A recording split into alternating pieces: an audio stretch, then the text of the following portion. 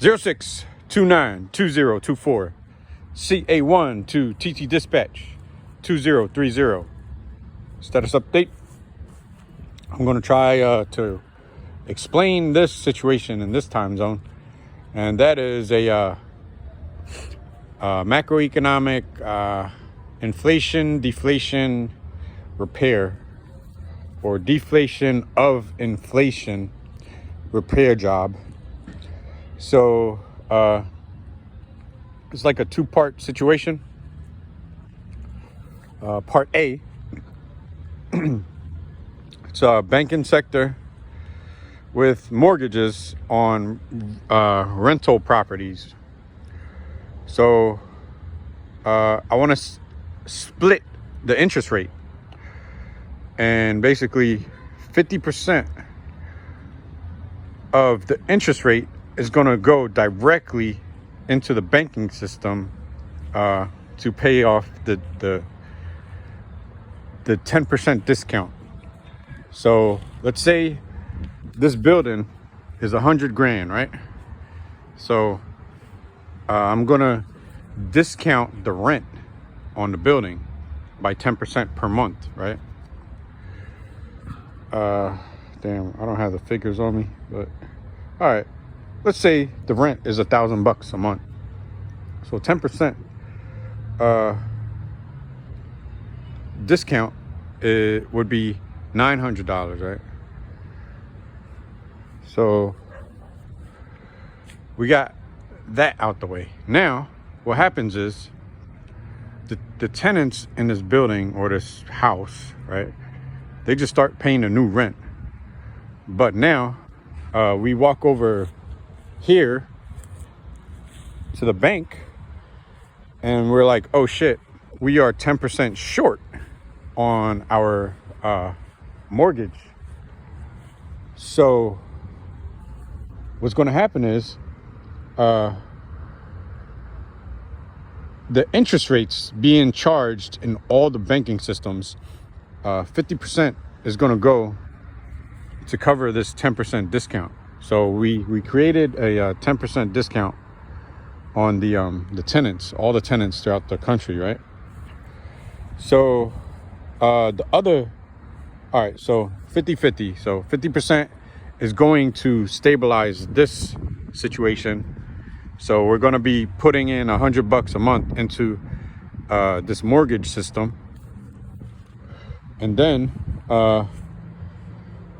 the other 50% of the interest rate, it goes into your like interest bearing accounts, like your savings, your checkings, whatever, because it's more than enough money to keep the value of everything stable.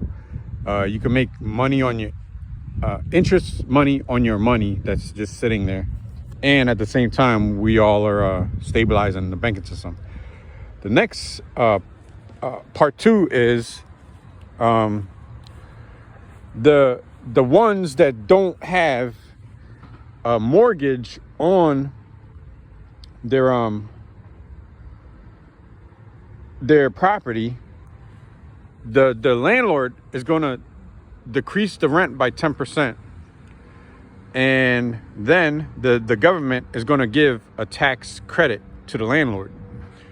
So basically the landlord is going to get a rebate or a refund, right? So with this, it's basically DEI, diversity, equity and inclusion across the whole property sector of the economy. So yeah, that's basically what I'm going to try to do. So the landlord, they're going to get the landlord that doesn't have a mortgage on the property, they're going to get a 10% rebate for the market value for the area. So we're going to be using 2012 market value, but the problem is that the inflation shot up the market so high, so we're trying to bring it back down. So we got to use like, we're trying to bring the value of the properties back down without causing like severe economic issues. So the property markets are going to fall, and tenants are going to get a discount on their rent. And yeah, it should feel like 2009, 2010. No, the recovery happened in like 2010 to like 2012. So around that time, when Obama was in office, like a lot of the economy was like running smooth. So we're gonna set that up. And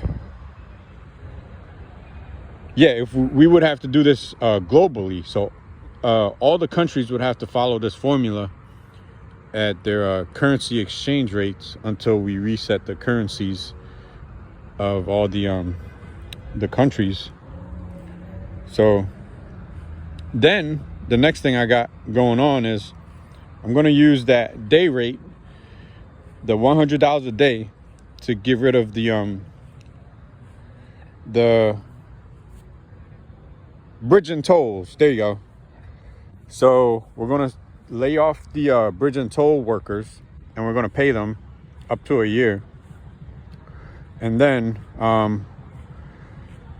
all the bridge and toll, I guess the debt for building it from the contractors, that's getting paid up front, but it has to go like, monthly. You can't just like pay them like a whole $100 trillion check.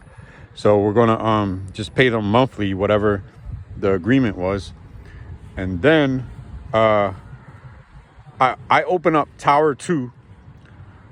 Well, all countries are going to open up Tower 2 Treasury, and that Treasury is going to pay for the loading and unloading fees that's associated with imports and exports. So let's say 5 countries to my left ordered goods, so they would pay for the transport, their treasury system. So the business owner is not paying for it, so the treasury system pays for the transport to the dock, then the lift fee onto the ship, then the ship transportation, and then the new unload fee, I guess, and then the transportation through this country, through the next one.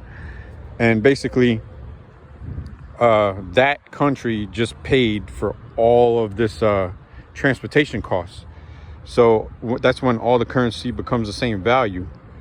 So we're going to use the rates from 2012 as a baseline and a stabilizer, and to unload and offload the ship, like the value that they charged in 2012, we're going to be using that.